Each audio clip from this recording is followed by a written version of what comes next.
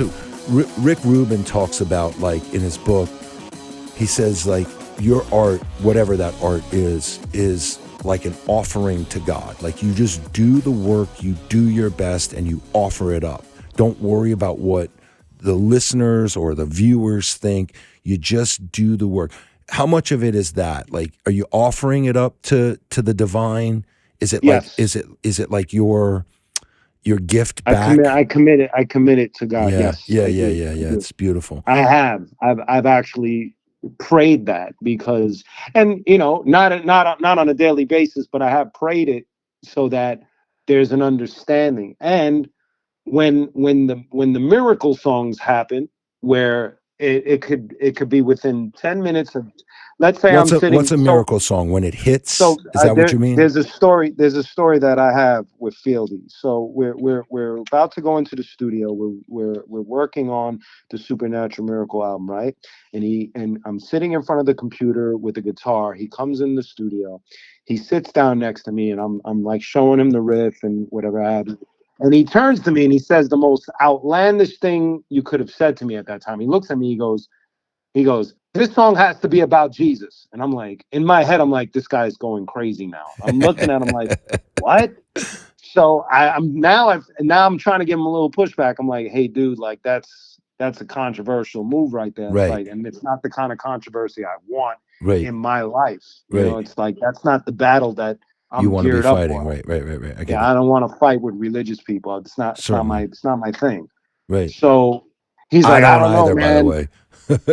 Right. Yeah. So he goes, I don't know, man. I had this dream and you were singing about it. And I'm like, oh. So I'm quiet for a second. I'm like, great. And in my head, I'm Here's just like, another I don't, message. yeah. So I'm like, in my head, I'm like, all right, I don't want to discourage anyone in the room because that, if I value other people's opinions when it Input. comes to, yeah, Yeah, because it's, like I said, I've been in the arsonist where we didn't value everybody's right, input and it right. sucks. Lesson It's learned. not it's not a cool vibe. Right. So I'm sitting there quietly. I'm with the guitar, and I kid you not, I threw up the chorus. Like it felt like I vomited Right. this It chorus just came out onto of the you. song.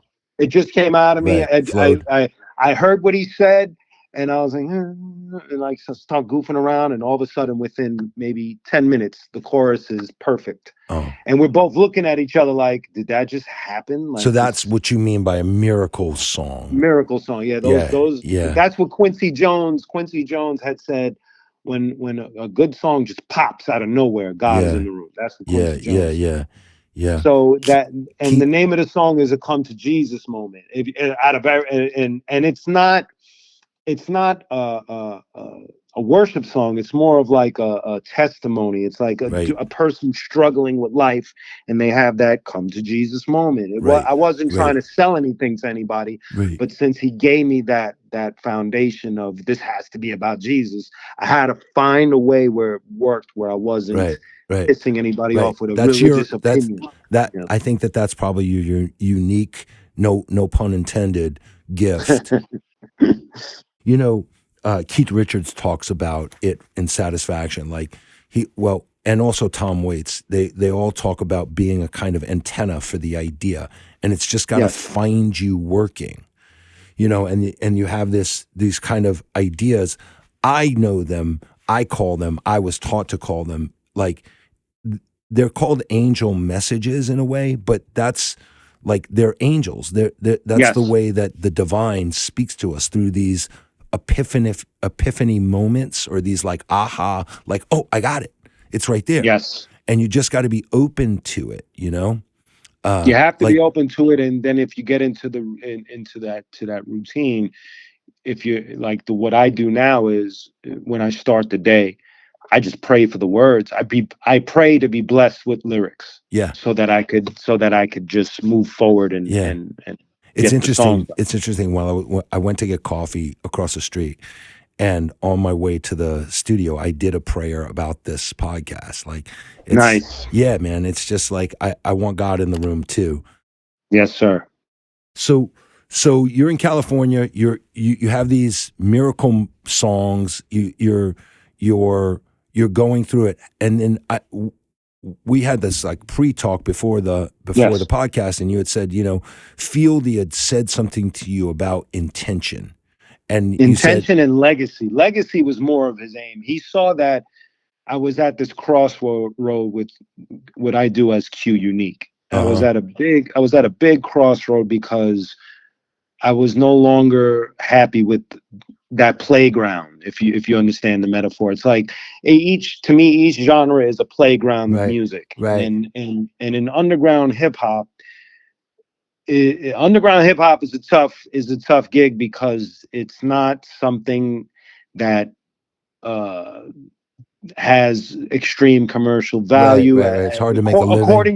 according to these quote unquote experts. I don't Right, agree, right, but that's where it ends up. It's right, almost like we live in a parallel universe with New York hardcore, where it's like Sick uh-huh, of It All, uh-huh, and uh-huh, those bands uh-huh. could be related to the Arsonists and Nonfiction and all of these underground bands, So, and so you're not sure if you want to play in that playground anymore. I'm not happy with the playground, and I wasn't happy with what I was churning out for a few years. I was kind of like disappointed in myself because I let myself get to a place of just going through the motions Uh-huh. and Yeah, not yeah. really thinking about That's what I part of was the doing. problem, right? Yeah. Yeah, So that was a so big problem. that's one turn. What's the other turn? Like if you're at a crossroad, right? What's the other direction? What's the possibility? So you don't want to play here. Where's the possibility? What are you I looking I forward to think in this moment? I I think the beauty was Fieldy made me realize that don't worry about the playground, just worry about yourself and what you've done, because he looked at it from the lens of, hey, I've been in Korn most of my life, Right. and everything has to be shared. This was his first like speech, was like, everything in a band has to be shared, and you have to compromise, and you have to come to agreements even though sometimes you might not like them, whereas you as Q Unique, you don't have to agree with anybody. It's yours. You created that so Right. many moons ago, and people Right. respect you so much for it that if you're annoyed with what you put out there in the many years. So he looked at me and he was like, so then clean it up, Right. fix it, man. You have the power. It's yours. Fix it. And so Nice. when he said that, I I had to marinate on it. And then a friend of mine from New York, DJ Eclipse, he started telling me about a small label that knew their way around all of these new streaming services way better than me myself doing it on my own. Because Right. if I made the attempt to call Spotify, they're not picking up the phone Right. for me. Right. Right. Right. Right. So Right. these guys have a direct line. I, so this is how the order went. Fieldy gives me this speech. I think about it. I find out about this label, and then before I make any decision, I'm sitting. Me and Fieldy, we have this habit where we tend to watch a lot of rockumentaries Yeah. of Yeah. Yeah. different bands, and we happened to watch the recent U2. Like, it was Uh-huh. like a live. Uh-huh. It was with David Letterman as the host, and Uh-huh. and they're talking about where they are right now. And then Bono just happens to mention how he's rewriting the lyrics to some of their classics because he wanted to update the mentality of the song. So Wow. when he said that, it blew my mind Right. because Right. I was like, Another divine that's message, exactly bro. Another divine it message. another divine message, because he was just solidifying what I was about to do. Right. So Right. when I turned to the label Soul Spasm, I was like, I would love to sign to your label, but a big part of my mission is to pull down 70% of my catalog, destroy it, and then replace it with a smaller portion, more streamlined, more cohesive, more respectable, and something more that I could sit back and feel Uh-huh. comfortable with. Uh-huh. And Uh-huh. they were game for it. So Uh-huh. I had my work cut out. I had to like have my own little listening session, and it was cringe. It was cringe, very cringe worthy at Uh-huh. times, because Yeah, yeah, I man. got caught up in trying to keep up with where rap music was swaying, Right. and Right. You're that was a chasing. mistake. Yep, you're That was a chasing mistake. the I think this is Rick Rubin's genius, or so many of Rick Rubin's genius points, but Yeah. like he says, don't chase it. Like do it for No. you. It's Yes. really it's so important, man.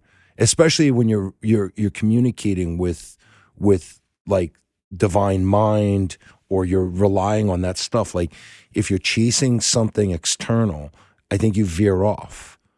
You know, it's And really, that's what happened. And yeah. that's what happened. So, I veered off to a point where I was embarrassed about what I did, like but it severely does, embarrassed. there is another point, right? It does give you perspective and a platform to work from. Like it isn't a total mess.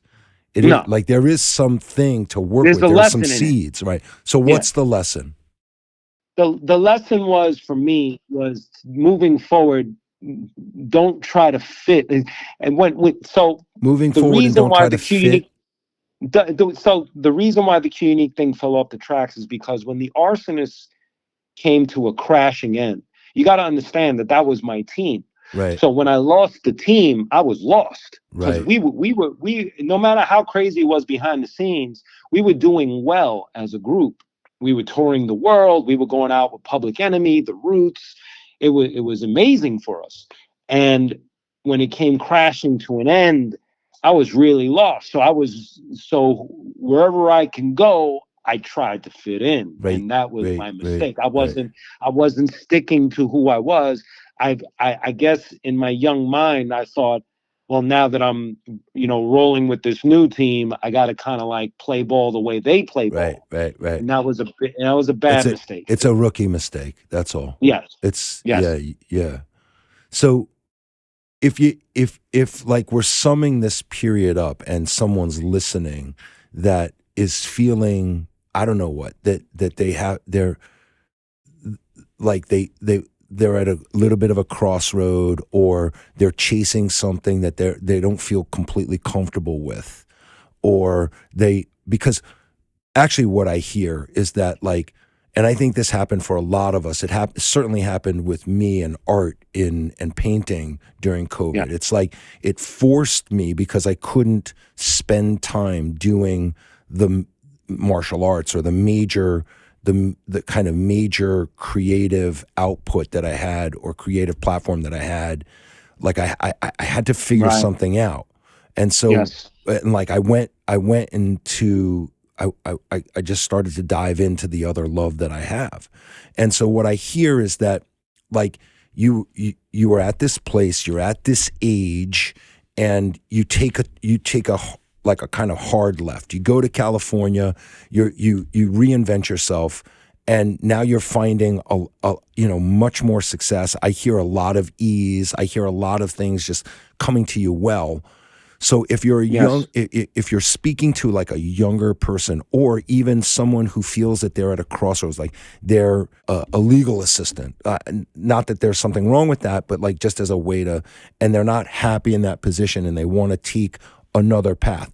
What would you say? Like what's like the real gift? Like how does someone go from being at the crossroads, not wanting to do this thing anymore, to taking that hard left, and boom, you're in your lane, you're in the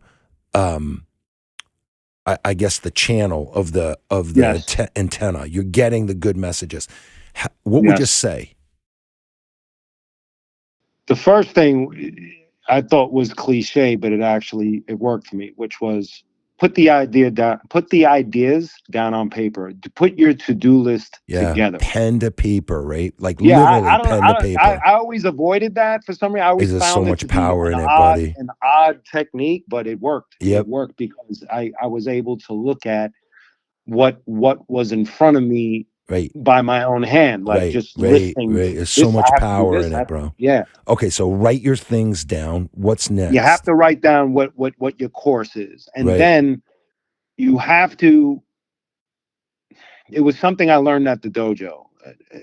It was where motivation fails, discipline prevails. Right. And so that mentality I've shared with so many people because I feel like discipline plays a major part Absolutely. in any art you're doing. You have to put The the work work in. in.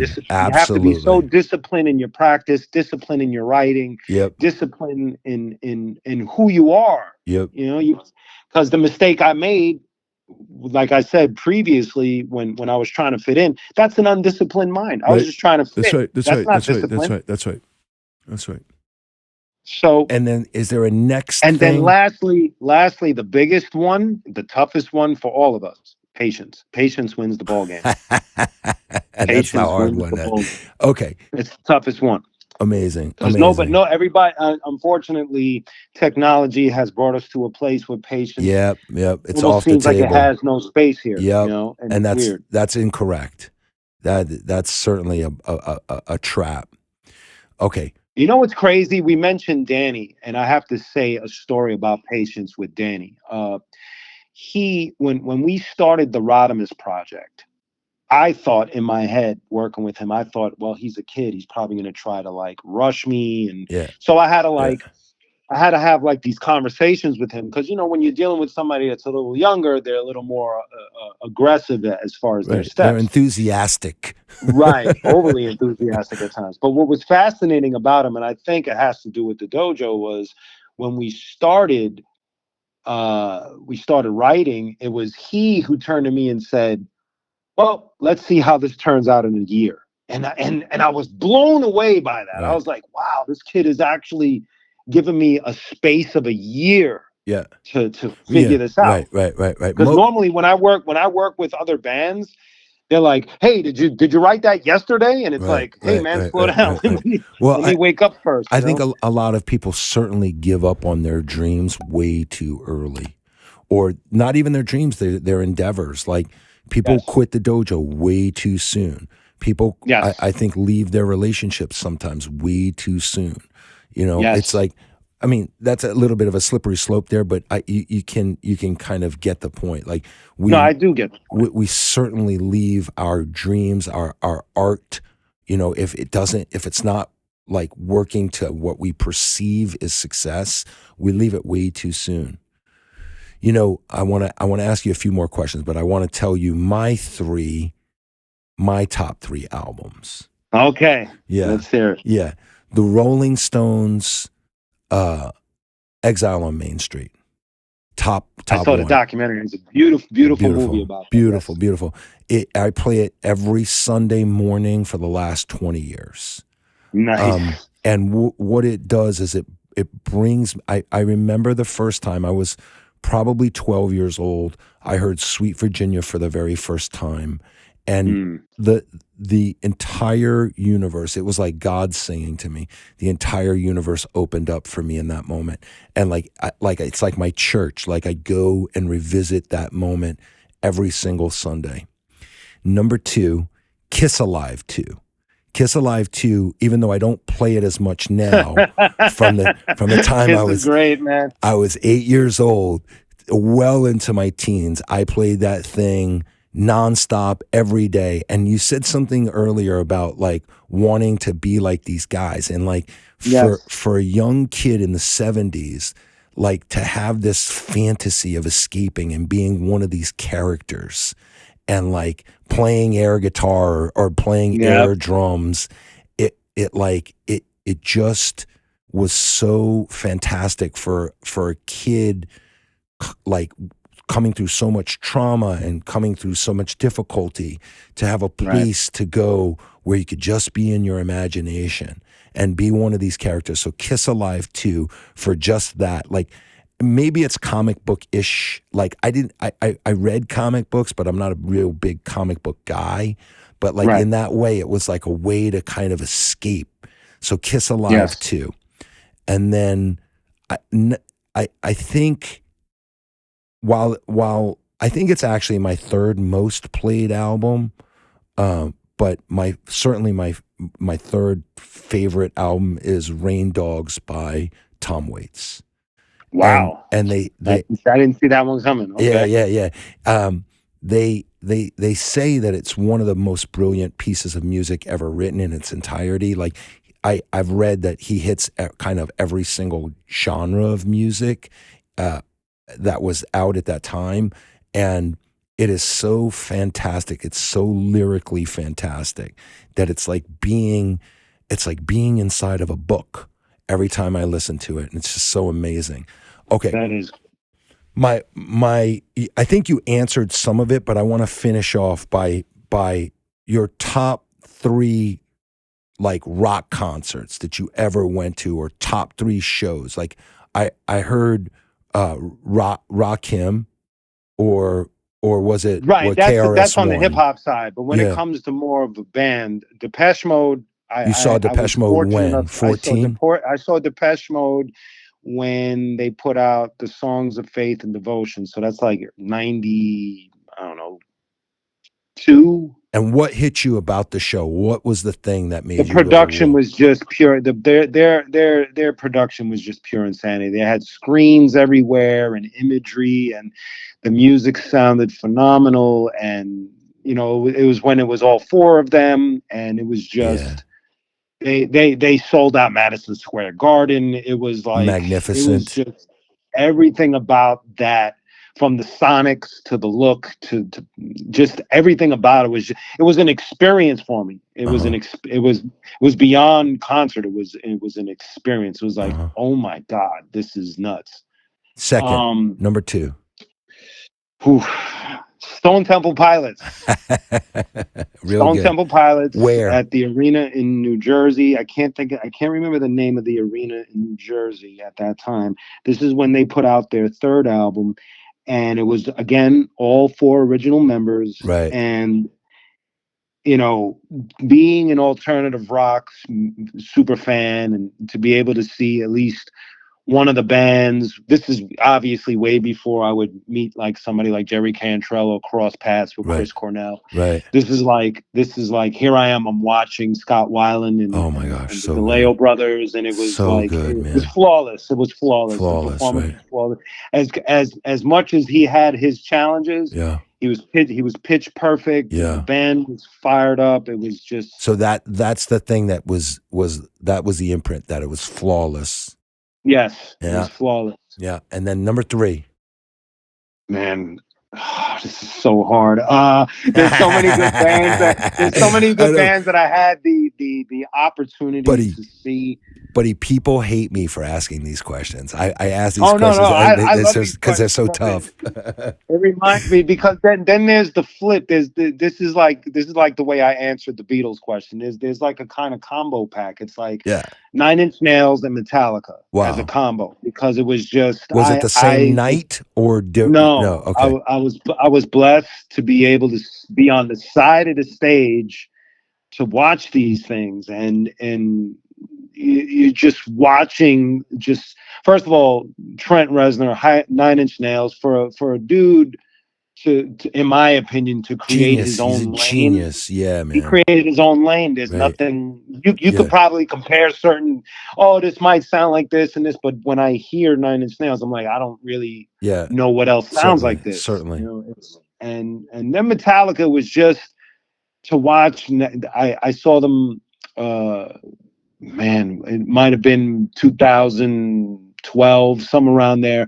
So to watch them in the more mature state, more like Yeah. Yeah. really organized, again, flawless. You couldn't. There was Man. nobody that can. And you know what's crazy? You're probably gonna get annoyed. So James Hetfield is rocking out, and he says, "This is James. This wasn't me. So don't shoot the messenger." He says, "You think the Rolling Stones are rocking like us?" For those of you who It was don't pretty know, I'm sweet that he said a that. Rolling Stones super fan. Spotify told me that I am in. I listen to the Rolling Stones 98% more than any other person on the planet Earth. Spotify sent me that message. Funny is, for me, it was a tie between The Clash Oh and yeah, Nas. yeah. I saw the There's something Clash. about The Clash. And it was because me and Fieldy had watched the Beastie Boys documentary a few times, and they kept on saying The Clash. Yeah, Now, buddy.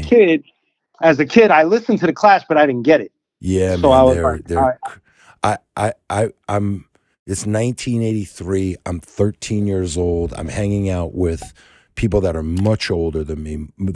My friends at that point were 18, 19 years old. I'm the youngest kid in the crew, yes. or the group, and the Who come to Shea Stadium, and I wait online and I get these tickets, and there's like 4 of us go, and I'm saying David Johansen and the Clash open up for the Who, and we have we have standing room field tickets, right? So general admission, they let you out on the field, you run and you get as close as you can. So they're like, we're going to get there late. We just want to see the Who. And I'm like, nope, we're going to see the Clash. And my friends are like, Gene, shut up, little kid. Like, you don't know what you're talking about. And I was like, I know what I'm talking about. We're going to see the Clash. And I rally everybody, like they're rolling their eyes the whole way through. And the show at Shea Stadium, they say is like the breakout moment for the Clash. They crush it. And like at some point I start to snicker and I look at my friends and all of their mouths are open. And I'm like, you motherfuckers, like I told you, the Clash. And the Clash, like I love the Who. They don't last as well for me, but like the Clash annihilated them. The Clash became, to me, they became the important band to me because they really are. What I figured out now, the amount of genres that they covered in a short period of time is just insane. They did it all. They did rap music, funk, reggae, pop, punk rock, country, reggae, and they wrote really good pop songs, like really like high level, really good pop songs. They're so good. They're so good. Yes. Okay, I'm gonna give you my top 3 shows, and then we'll. Can I add one more? Can I? Of course. Okay, so we're going to 5. I have to say Q's this. top 5. I have to say this because I was blown away. I've been to a lot of hip hop shows in my life, and a lot of them are just, they're kind of chaotic. There's people on stage that there's don't chaos. belong. That's right. It's sloppy. It's a little sloppy. I recently went to see Wu-Tang, Nas, and Busta Rhymes, and I got to say that it was easily not just rap. It was easily one of the best concerts I've ever seen. Yeah, I know someone that went to the show and said it was phenomenal. They just did something that I'd never seen. They were doing. It felt, first of all, the stage was clean, production was beautiful, and they just to describe it. I tell people it was like watching a live mixtape, and this is why. So it starts with Wu-Tang. So you're already blown away. You're like, wait a minute, Wu-Tang is opening the show? It makes no sense. So they do 4 songs, and then they bring on Nas. Nas comes on, they get off. Nas does 4 songs. Then he gets off, and Wu-Tang comes back on. So I'm like, wait a minute, they're doing a rotating stage? Wow. This is insane. So they're doing this for about 45 minutes. They're going back and forth, but they're not staying on stage with Nas. They're keeping the stage clean. And then in the middle of it, Busta Rhymes comes out. He does his set. And then they go back to Nas. And then they go back and I was like, if bands could pull this off, they'd have my attention the whole time. Right. What a great idea. It was perfect. My 3, 2, 1. I'll leave my top for last. So I go to see Lou Reed at the Bottom Line for the Blue Mask. Wow. Robert Quine from Television is playing on guitar. Fernando Saunders is on bass. And Lou Reed, like I sneak in, like I think Blue Mask is 81, so I'm 12. And I go and I stand online with everybody. I'm like praying that they don't check my ID and throw me out. And in those days, you could stand at the Bottom Line. You could stand and get like general admission tickets. And I get to the door. I give them my money, and they let me in. And I watch a show that like I just could not believe. It was incredible. It was so good. I can only imagine. And then the same year, it was the same year, but before, I happened to know I knew from hanging out the owner of the Peppermint Lounge, Frank Rocchio. Okay. And I knew his wife and I knew his daughter, and I used to be able to kind of walk into the Peppermint Lounge and the World at a very young age. I was hanging out, was a club kid, like from the age of 12 to 14, 15. And so I break night and I go see Iggy Pop Oh man, I in got a eight, story about Iggy Pop. in Go eight ahead. in 81. Wow. He comes out and like he's so ferocious that I actually get scared.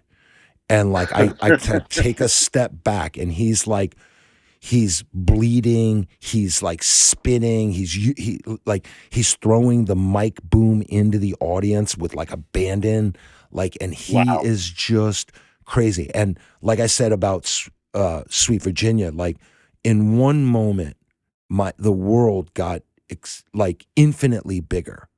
Like I just was like, whoa, like holy cow, there's someone out there that can like just produce this much energy and like That's engulf amazing. you in it. He engulfed me in it. And then Amazing. yeah, it was amazing. It still informs me, you know, like when I teach class, that's what I try to do.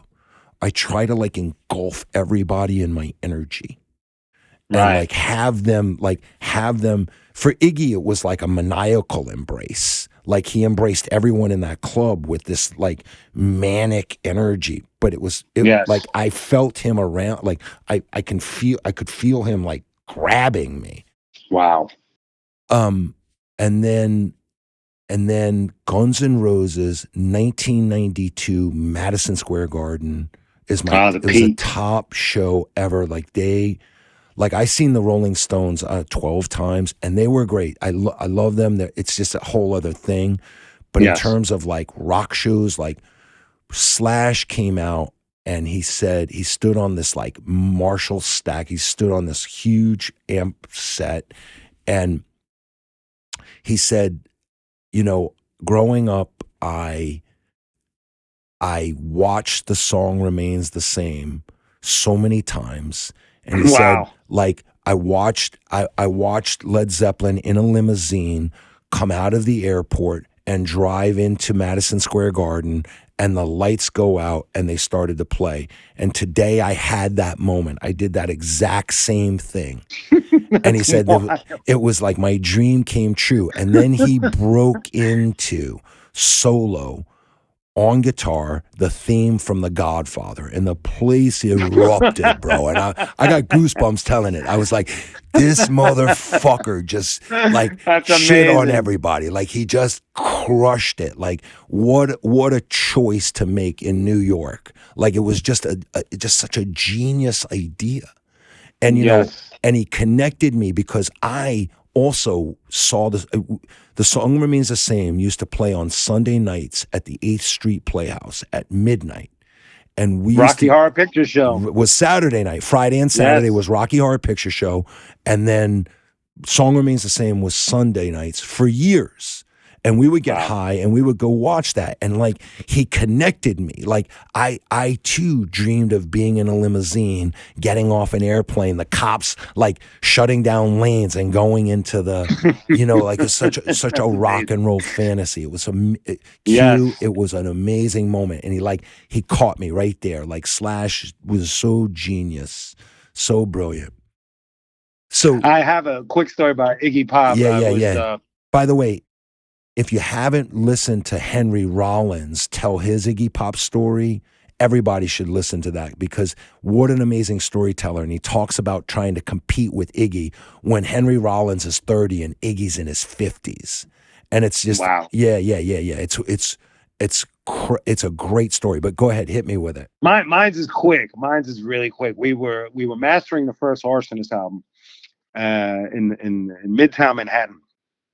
And it was an expensive place, and the label was paying for it at the time. SIR? Was it SIR Studios? It was Howie Weinberg's spot. I don't remember the name of it. So I'm in the studio with Howie, and he's already mastered Run DMC. This guy had his resume was insane. Right. And so I'm sitting there, he's like going over the songs and he's talking or whatever. And finally he's like, all right, let's go get something to eat. So we go to, they had a kitchen area in this mastering studio. So What year are we talking about? 90s? This is 1998. 98. Uh-huh. So he gives me a menu. I forgot what I ordered, and the food comes in, and I pass this dude who's seated in the cafeteria. I walk past him with my food. I sit down. Now I'm facing this guy, but my head is down. So I'm unwrapping my stuff. I put the fork in the food, and as I'm ready to shovel the food in my mouth, I look up, and it's Iggy Pop eating a sandwich, and we're locking eyes, and I'm like, in my head, I'm like, what the hell? You and I'm Iggy like, eating a sandwich together. we're just looking at each other eat food, and it was like, this is so weird right now, man. Amazing. Q, thank you so much. I really loved our conversation. Thank you for shedding some wisdom and sharing that wisdom, and kind of like what I also heard is like you had the courage to take a step into the unknown for yourself. Yes. And you have the courage to listen to the divine messages, and you have the discipline to act on them. And I really love all that, and I'm so grateful to know you.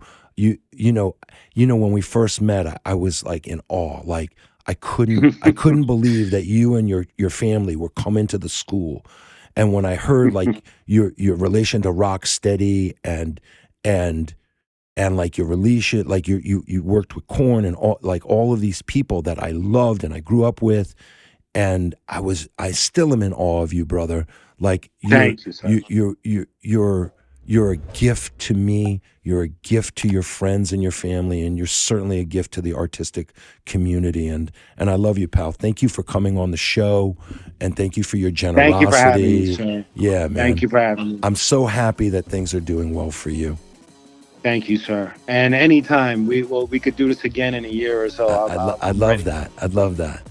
Okay. Thank you, sir. Love you, pal. Thank you again. Love you, sir. Bye-bye. Thank you for listening to the Gentle Art Podcast. Please share, rate, and review. And if you have any questions or you'd like to reach out, please contact us at the GentleArtPodcast@gmail.com, or contact us on Facebook, Instagram, and Twitter, or thegentleartpodcast.com.